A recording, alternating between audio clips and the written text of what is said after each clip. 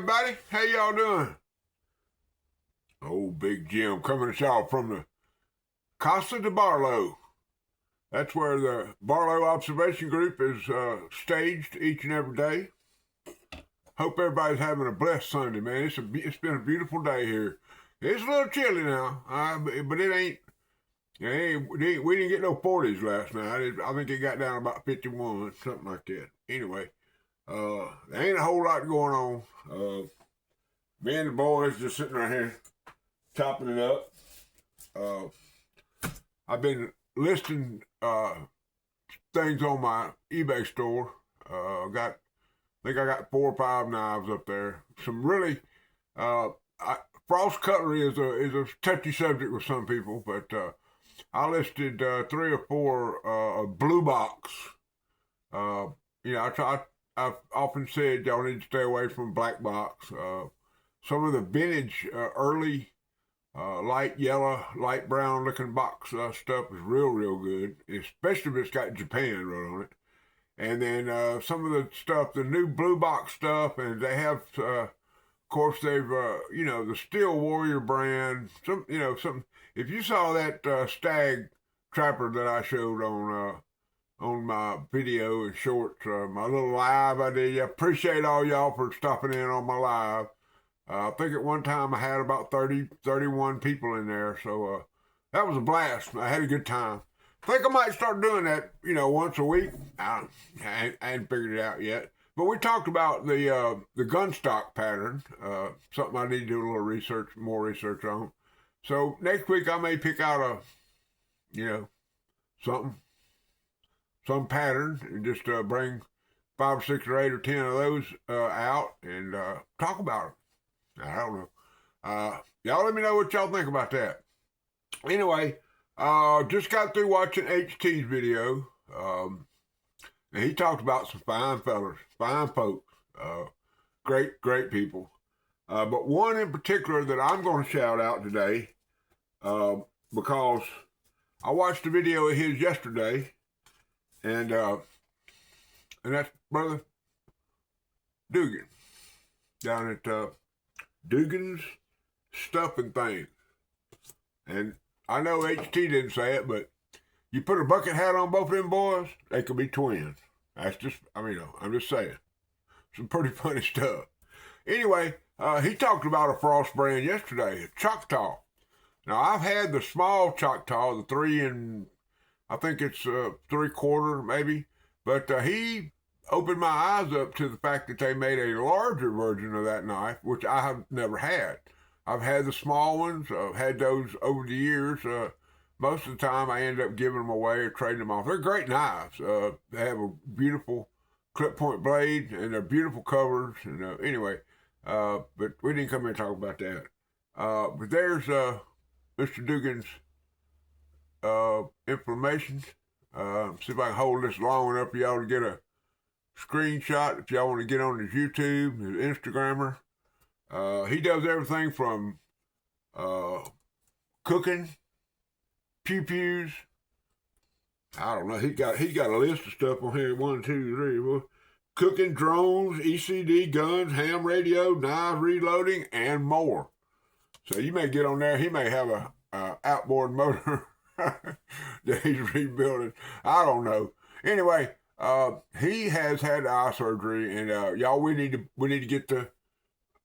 All y'all pray wars, y'all pray, because he's trying to get to Ellaville, and I hope he makes it. But if any of y'all watch Brian at Brian's Knives, he went through the same thing. That's where they put the little air bubble in there, and I think that what that does is it gives your eye space to heal. I don't know that for a fact. I've never had it done, but anyway, let's give Brother Jim a pray for that. Make sure that he is healed successfully about that. And I missed Ellaville last year, Brother Dugan, and I thought it was the end of the world. But you know what? I came back strong, and knock on good, old-time oak furniture, I hope that I make it this year. We're only, we're 12, 13 days away. All my pegs have been punched and poked, and they're in their proper spots, and I should be on my way, I hope. Me and Brother Rex and his beautiful wife, we're gonna trudge our way over there and see see what kind of stuff we can get into. And y'all, man, while I'm mentioning Brother Rex, y'all need to remember that knife collecting, it is a blood sport. Okay, so y'all always remember that. Okay, shout out to my brother from the other mother. Gordon G-Man Holman, he's up there. He's spreading his wings. He's going all kind of directions. He's getting it done.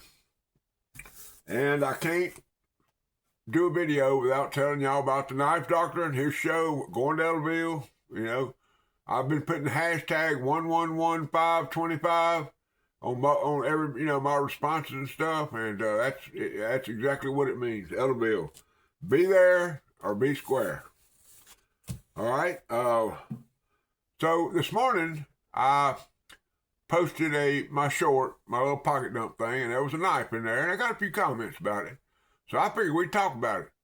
So I'm going to stop this video, and I'm going to refocus my camera, get it out there where everybody can see what they're doing, and we're going to talk about some pocket knives that I think a lot of y'all will like. Okay? I'll be right back.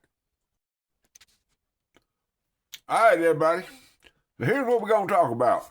Until we get this thing adjusted, I don't never know exactly what I'm doing with this thing yet. But anyway, so here's the pattern that we're talking about.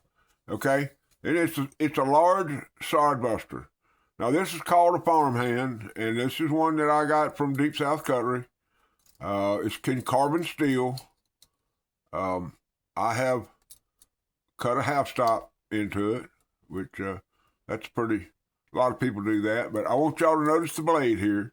That's a standard, it's a drop point blade, and most all of your sod busters or large sod buster style knives come with this blade pattern. Now some of them are they're more pointier than that, but anyway, let's see if we can get that tang stamp in there.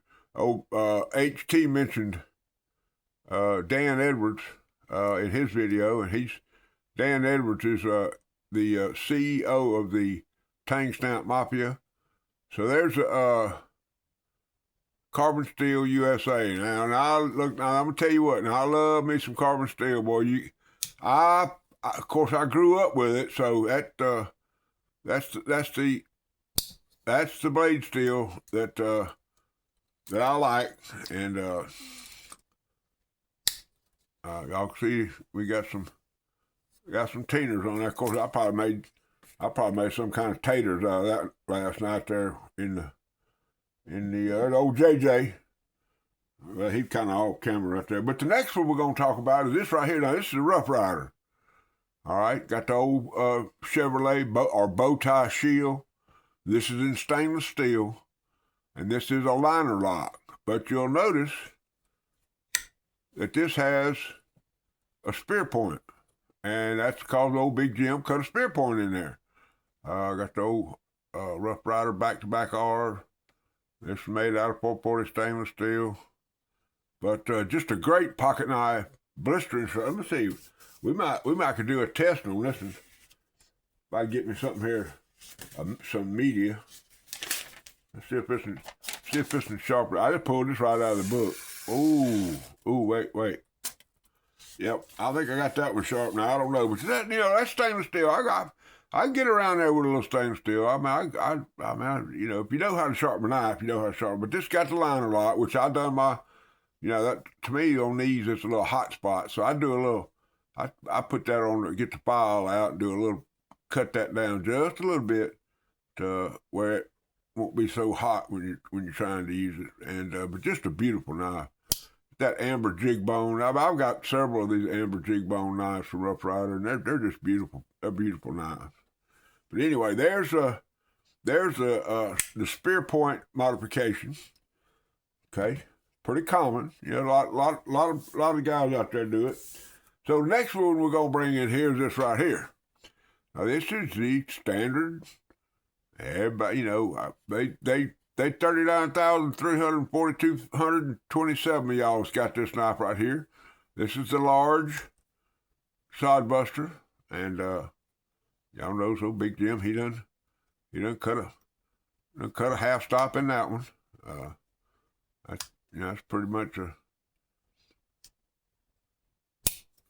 a standard operating procedure here at the Casa de Barlow. But beautiful. This is a stainless steel. Got your sod buster on there. Now, I get the sod buster, Junior. I understand that, man. Because y'all got to remember, it's the same size as a Barlow. So it's 3 3/8 and 3 whatever, 5/8 inch long, and it's So I mean, I get it. It's not a mystery to me about the sod buster, Junior. But once again, it's a stainless steel, But anyway, and I've done nothing to this other than get it good and sharp and put it in my book. That's a collector. I don't even know what year it is. See if we can figure that out. That's the 2024. Okay. Now then, the one we're going to talk about, and the one that caused a little stir, and it wasn't really a big stir, but it was a stir, was this one right here. Now this is the same knife as that black one, except this one is a red synthetic cover, 4130, hold on, 41, I think it's a 41, no, this is 2134. I can't see. 38, okay. 21. Now this is I thought it was different. Yeah, this is 41. So I don't know what the difference in the two is, but one's a 41 and one's a 21. I guess I need to get my thing out and look my card. But anyway, here's the deal. Make this one a little different. I made it into a clip point.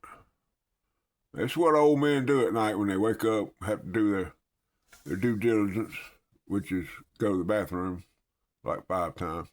But I took my Dremel tool and put a wheel on there, and it took me a minute. Now it wasn't no easy job. Then after I got the point down, I put a little swedging on there, then I had to take and polish it up, get it. Of course, it's got some scratches on it. I mean, I didn't take it all the way out, but I mean, I took it to like 800. But I mean, it's a user. I mean, this time, the reason that I've been messing with this knife is because it's in my pocket almost daily. If I run to the mailbox or take the garbage out or cut some boxes up trying to get rid of, this is a knife I'm gonna have in my hand. And once again, it's carbon steel, so of course it gets pretty sharp. Now it's throw Ted hard up there. See if we can get. Well, we didn't get it on that one. Well, I might not. Old Big Jim kind of out of practice on the curly cues. But anyway, pretty much got her sharp. Anyway, there you go, guys.